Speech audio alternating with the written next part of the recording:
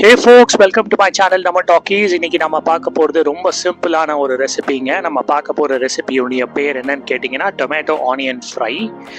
So இது செய்வதற்கு தேவையான பொருட்கள் என்னென்னு கேட்டிங்கன்னா ஆனியன் அண்ட் டொமேட்டோ ரெண்டுமே கிட்டத்தட்ட ஈக்குவல் குவான்டிட்டி எடுத்திருக்கேங்க. கிட்டத்தட்ட ஒரு 2 சின்ன வெங்காயமும் ஒரு பெரிய தக்காளியும் எடுத்திருக்கேன்.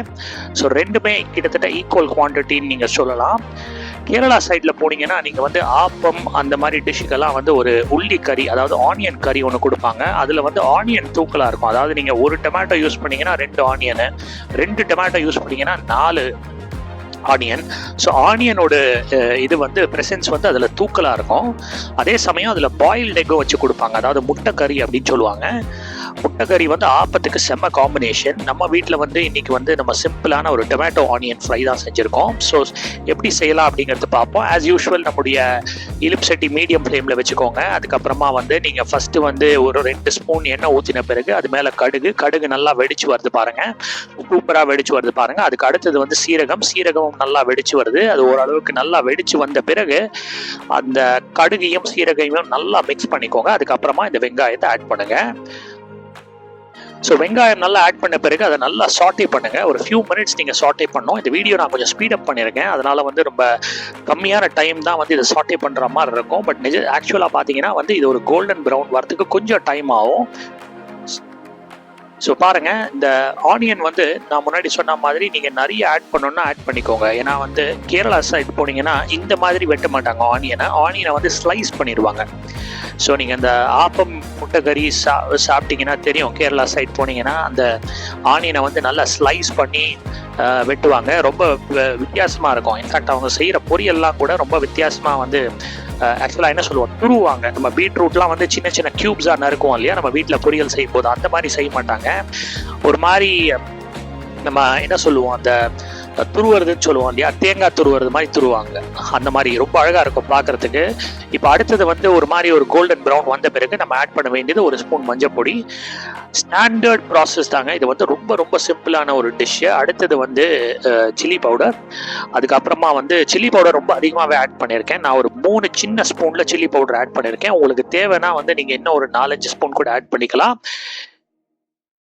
ஸோ இப்போ அடுத்தது நம்ம தனியா பொடி ஆட் பண்ண போகிறோம். ஸோ பேசிக்கலி 3 பொடி தாங்க. தனியா பொடி ஜாஸ்தியாகவே ஆட் பண்ணிக்கோங்க. 3 பொடி தான், அதாவது மஞ்சள் பொடி, சில்லி பவுடர், தனியா பொடி, அவ்வளோதான். இதில் சில்லி பவுடரும் தனியா பொடியும் கொஞ்சம் தூக்கல ஆட் பண்ணிக்கோங்க. பாருங்கள், அதை நல்லா மிக்ஸ் பண்ணிக்கோங்க. அந்த பவுடருடைய அந்த ஃப்ளேவர்லாம் நல்லா ஆனியனில் நல்லா மிக்ஸ் ஆகணுங்க. ஒரு ஃபியூ மினிட்ஸ் நல்லா மிக்ஸ் பண்ணுங்கள். அந்த ஆனியனோட அந்த 3 பவுடரும் நல்லா மிக்ஸ் பண்ணால் இன்னும் சூப்பராக வரும் அது. இப்போது அடுத்தது நம்ம என்ன பண்ண போகிறோம்னா, நல்லா மிக்ஸ் பண்ண பிறகு நம்முடைய டொமேட்டோ இதில் இறக்க போகிறோம். நான் எப்பவுமே சொல்கிறது தான், டொமேட்டோ ரொம்ப ரொம்ப சின்னதாக வெட்டிக்காதீங்க. சின்னதாக நீங்கள் வெட்டும் போது நிறைய ஜூஸ் அதில் லூஸ் அவுட் ஆகிடும். அதனால நல்லா பெருசாகவே வெட்டிக்கிட்டு அதுக்கப்புறமா இந்த கடாயில் இதை மேஷ் பண்ணிக்கோங்க. ஸோ தட் அந்த டொமேட்டோடைய ஃப்ளேவரும் உள்ளே இறங்கும். முக்கியமான இன்க்ரீடியண்ட்டு உப்பு. இப்போ தான் ஆட் பண்ணுறேன். டொமேட்டோ ஆட் பண்ண பிறகு ஆட் பண்ணிக்கோங்க உப்பு. இப்போது கிட்டத்தட்ட நம்மளுடைய டிஷ் ரெடி ஆகிடுச்சுங்க. இப்போ நீங்கள் அடுத்தது இதை நீங்கள் கிரேவியாக பண்ணலாம், இல்லைனா நீங்கள் ட்ரையாகவும் பண்ணலாம், இல்லை ஒரு செமி கிரேவியாகவும் பண்ணலாம். பொதுவாக தக்காளி தண்ணி விட்டுக்கும் இல்லையா, அதனால இது எப்போவுமே செமி கிரேவியாக தான் வரும். ஸோ நான் என்னென்னா ஒரு சின்ன ஒரு 1/2 கப் நீங்கள் பார்த்துருப்பீங்க இப்போ வீடியோவில், கொஞ்சம் தண்ணி ஊற்றிருப்பேன்.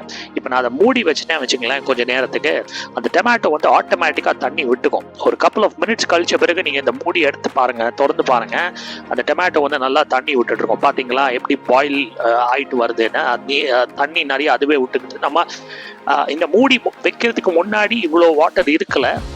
அந்த மூடி வச்சு அது உள்ளே நல்லா குக்காகி வரும்போது நீங்கள் அதை மூடியை ரிமூவ் பண்ணும்போது பார்க்கலாம், நல்லா தண்ணி விட்டுட்டு இருக்கு பாருங்கள். நம்ம சூப்பரான டிஷ் ரெடி ஆகிடுச்சு பாருங்கள். நம்முடைய டொமேட்டோ ஆனியன் ஃப்ரை ரெடி ஆகிடுச்சு. தேங்க்ஸ் ஃபார் வாட்சிங் மை சேனல். நீங்களும் உங்கள் வீட்டில் இதை செஞ்சு பாருங்கள். Do watch my channel, do like and subscribe. நன்றி மக்களே, மீண்டும் ஒரு அற்புதமான காணொளியில் சந்திப்போம். நன்றி, வணக்கம்.